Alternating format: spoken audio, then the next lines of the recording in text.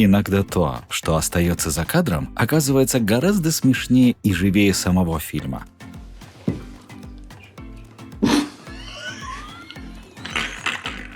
И именно в этих неудачных дублях актеры раскрываются по-настоящему. You sideways, sir. Яркий пример – фильм «Лжец-лжец», где герой Джима Керри, юрист, внезапно теряет способность врать. Как можно догадаться, без главного профессионального навыка ему приходится несладко. Я предложил им компромисс, чтобы только они отвалили. Но сегодня речь не об этом. В картине используется немало юридических терминов, из-за чего Керри часто забывал реплики и начинал импровизировать прямо в кадре. Надо отдать должное актерам, снимавшимся с ним в зале суда. В те моменты, когда Керри забывал текст и начинал кривляться, они почти никогда не выходили из образа.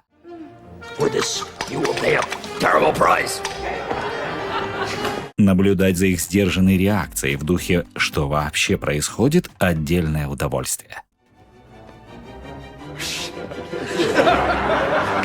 Джим Керри не был бы собой, если бы не смешил съемочную группу просто так, даже когда дубли проходили идеально.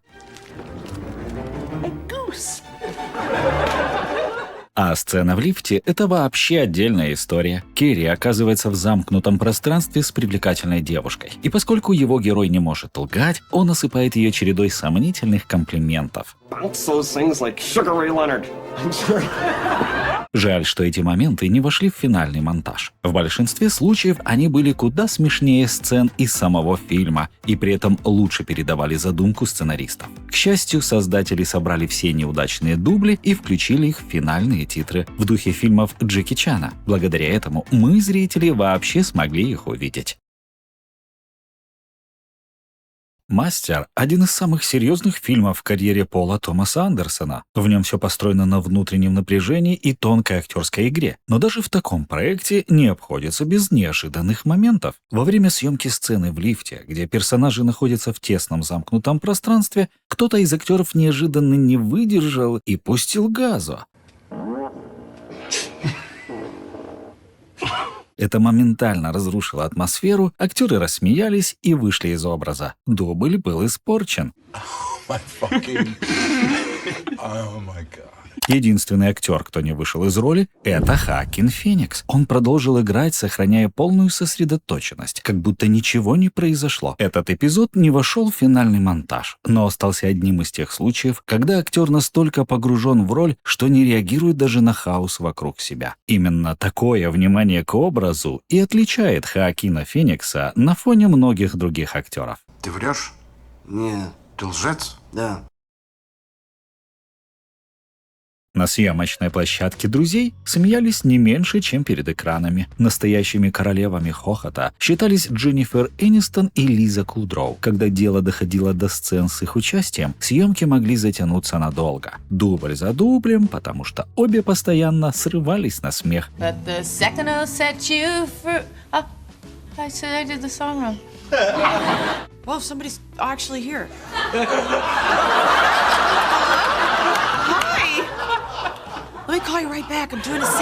Особенно тяжело было, если они оказывались в кадре вместе. Стоило одной начать смеяться, вторая уже не могла остановиться.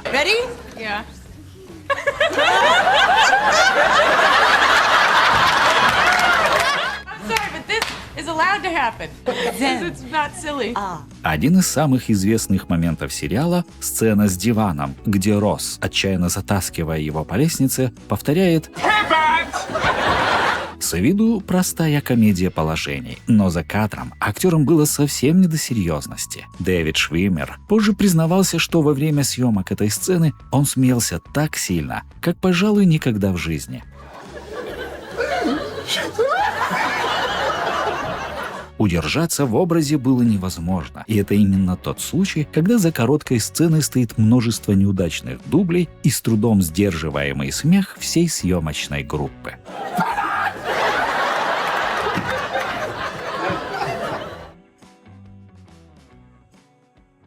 «Храбрые перцем» — фильм, где весь сценарий построен на абсурде. Эти тяжкие обвинения сильно преувеличены. Я ее просто активно полапал. Но одно дело читать эти реплики на бумаге, и совсем другое — пытаться произнести их вслух, перед камерой, в костюме и с серьезным лицом. Особенно тяжело работать над ролью было Натали Портман. Матери Лизара послали моих братьев на смерть. His mothers sent all my brothers to their deaths. Дело в том, что она привыкла в основном играть драматические роли, чего только стоит «В», значит «Вендетта», «Леон» и, конечно же, «Страна садов».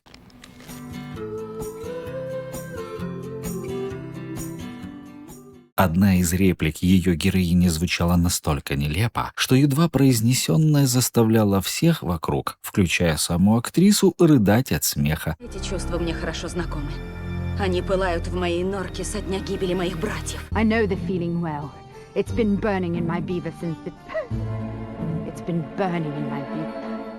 Натали Портман была единственной из основного каста, кто подошел к съемкам с серьезным настроем, ведь ее опыт в основном связан с глубокими и эмоциональными проектами. Из-за этого талантливая актриса стала лидером по количеству запоротых дублей. Все остальные актеры уже не раз снимались в комедиях и благодаря своему опыту знали, как вести себя в таких ситуациях. Несмотря на это, атмосфера легкости и искреннего веселья помогла актрисе быстро адаптироваться к роли. И в итоге именно эта энергия сделала фильм по-настоящему живым и забавным. With our huge muscles, we will protect you.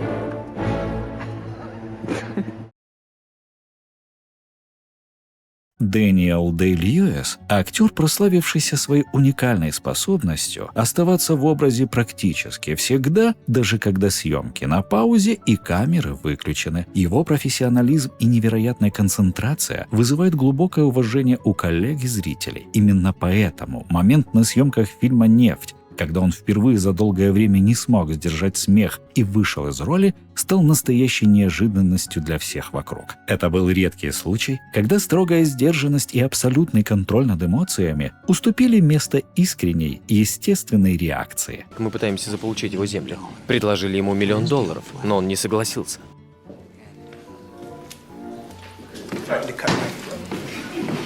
Несмотря на всю серьезность и требовательность к себе, даже самые большие профессионалы в своем деле время от времени демонстрируют свою человечность. Такие моменты напоминают нам, что за маской гениальности и неустанной работы скрывается простой человек со своими эмоциями и слабостями.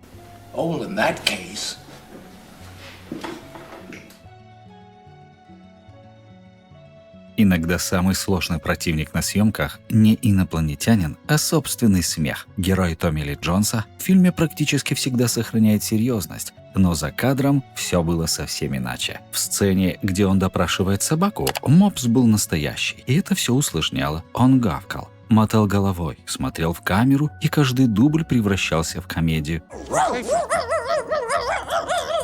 А сцены в машине стали настоящим испытанием для всех. Слушай, ты исчез на 5 лет. В нашем деле это немалый срок.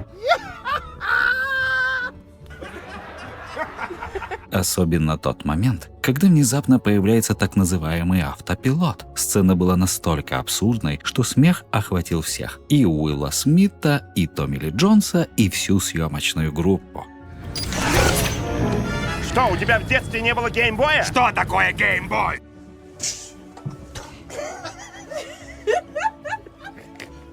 Именно в эти моменты, когда смех прорывался сквозь серьезность, происходило настоящее волшебство. Искренняя непринужденность и тепло, которые в итоге почувствовали и зрители.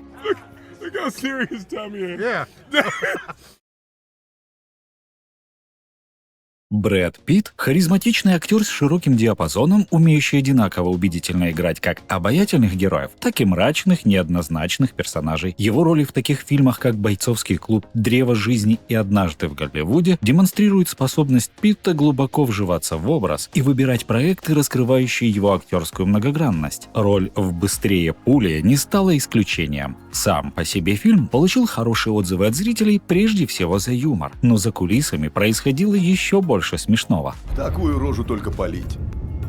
Well, you also have a shootable face. Брэд Питт – настоящий любитель от души посмеяться на съемках, но в этом проекте он превзошел самого себя. Я очень долго, не моргая, смотрел в зеркало. I didn't like what I saw. По его словам, атмосфера на площадке была непринужденной и дружелюбной, поэтому он чувствовал себя максимально раскованно и часто выходил из роли. Wait, we gotta point this. К тому же ему очень понравился сценарий. При первом чтении он смеялся так, что едва мог дочитать до конца. Я сейчас вызову кондуктора. А климакс уже прошел? Fuck you sideways, sir. Остальные актеры тоже не могли сдерживать смех, и это только усиливало командную химию. Аарон Тейлор Джонсон и Брайан Тайри Генри позже признавались, что это были одни из самых веселых и теплых съемок в их карьере. Нацепи ему вот это. Очки самого Мамонда. Что еще за мамон? Такая атмосфера редко создается случайно, когда все на одной волне, и съемочная площадка превращается не просто в рабочее место, а в пространство, где хочется быть. Именно это настроение и передается с экрана, делая фильм по-настоящему живым. Все мы привыкли видеть Брайана Крэнстона как серьезного учителя химии, который со временем превратился в грозного и безжалостного преступника. I am not in danger, Skyler. I am the danger. Однако при работе над комедийным фильмом «Почему он?», актер раскрылся с совершенно другой стороны. Во время съемок сцены в туалете, где по сценарию требовалась полная серьезность, Киган Майкл Ки, наш герой, не могли удержаться от смеха. Каждый дубль заканчивался взрывом хохота. Настолько нелепой и абсурдной была ситуация. Съемка затянулась на десятки дублей. Отдельное удовольствие – наблюдать за их игрой в итоговой сцене, вошедший в фильм, зная, сколько усилий актерам стоило не рассмеяться. 56 times. He's like, I'm sorry, I got it. «Голая правда» – типичная романтическая комедия своего времени. Шутки на грани, быстрый темп и контрастные герои. Все построено на конфликтах и недопонимании между персонажами. При бюджете в $38 миллионов фильм собрал невероятные по тем временам для комедии $205 миллионов. «Голая правда» снималась в удивительно легкой и непринужденной обстановке, как будто старые друзья просто собрались вместе. Джерард Батлер признавался, что чувствовал себя на площадке как дома. Это отчетливо видно и по неудачным дублям. Кэтрин Хайгл и Батлер из-за невероятно абсурдных диалогов не могли сдерживать смех. И из-за этого сцены, которые выглядят на экране простыми, приходилось переснимать многократно.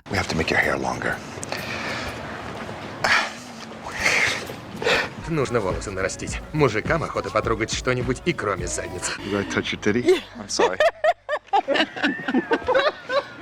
Отличное настроение царило и у всей съемочной группы. Например, в одной из сцен в машине на заднем плане можно заметить, как кто-то из команды пытается пошутить, но при этом неловко падает.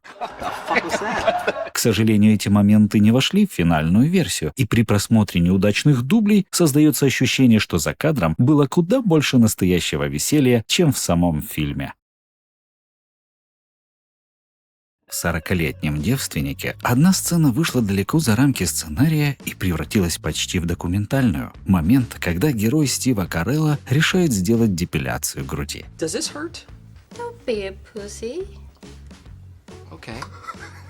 На бумаге обычный комедийный эпизод. На площадке актер, который без дублеров и грима соглашается на настоящую депиляцию. Карелл предполагал, что будет больно, но не подозревал, насколько. Все, что мы видим в этой сцене, спонтанные выкрики и искренние страдания – это неподдельная реакция актера, попавшего в ловушку собственного энтузиазма. Его партнеры по сцене, Сет Роген и Пол Радд, откровенно смеются прямо в кадре. Реакция сотрудницы салона бесценна. В итоге получилось не просто смешно, получилось по-настоящему. И сцена стала одной из самых запоминающихся в фильме.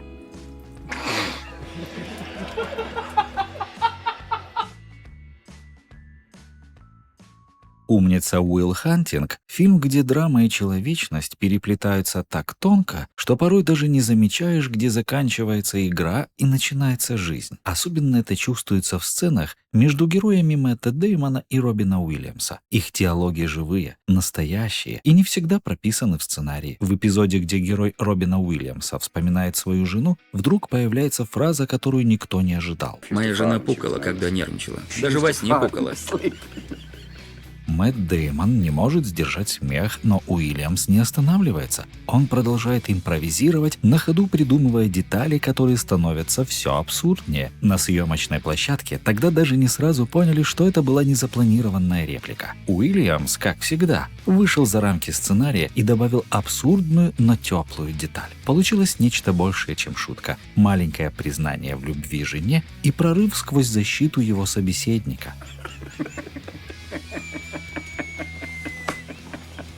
В этой сцене смех стал не помехой, а доказательством подлинности. Когда актеры не могут сдержаться, зритель им верит. И за этим стоял именно Робин Уильямс, человек, который даже в самой драматичной роли не забывал, что смех и слезы всегда идут рядом. «Час пик» — одна из самых успешных и смешных комедий конца 90-х. Восток встречает Запад. Ты понял хоть одно мое маленькое слово? Партнерство Джеки Чана и Криса Такера. Один говорит мало, но творит невозможное, второй не умолкает ни на секунду, но порой кажется, что сам не знает, что делает. Фильм стал хитом, а их дуэт культовым. Но за кадром это столкновение культур и темпераментов оборачивалось постоянными трудностями, смехом и бесконечными дублями. Для Джеки Чана английский тогда был настоящим испытанием.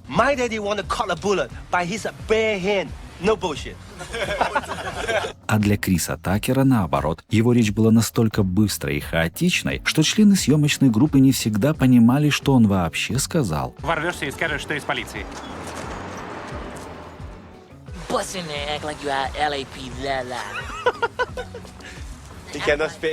В фильме также есть сцены, где Такеру нужно было говорить на китайском. Каждый раз, когда Крис пытался выговорить хотя бы пару слов, Джеки не мог удержаться от смеха, и съемки тут же останавливались.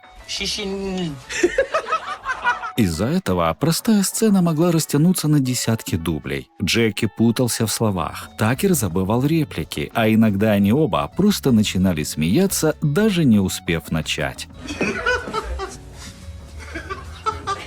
Добавим к этому акробатику, тросы, взрывы и бесконечные попытки не попасть в микрофон за кадром, и получим хаос, из которого чудом родилась одна из самых успешных комедийных франшиз. Когда актеры искренне смеются и по-настоящему проживают свои роли, фильмы обретают особую глубину и силу. Ведь искренность — это то, что нельзя запланировать или срежиссировать. Спасибо за просмотр. Удачи!